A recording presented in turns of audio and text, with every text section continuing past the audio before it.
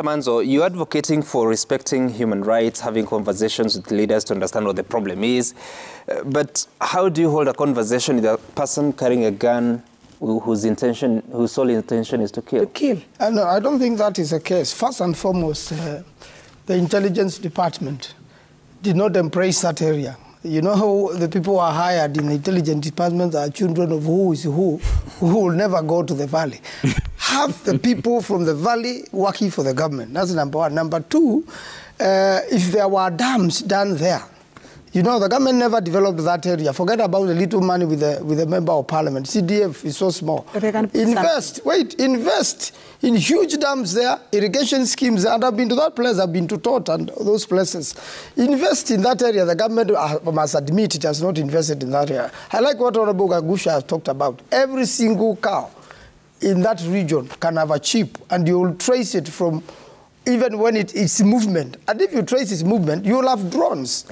You can have drones. It's very cheap to have drones. Even if those people shoot down the drones, then you will have information as to what has happened into this. So the government has not invested in the north at all over the years, and these people have been excluded. I believe the Pokots are not as bad as you once put it. I have seen they are very brilliant. Very bad. They are extremely brilliant. Let's talk about the character of a community. Yes. No. They are extremely brilliant people. They are very nice people if you deal with. But if you deny them economic power, and if you mistreat them all these years, you send them to perish in a valley.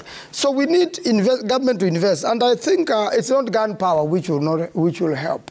It is not the soldiers who've been sent there. In fact, if they go to fight a community which is so peaceful, they have always lost.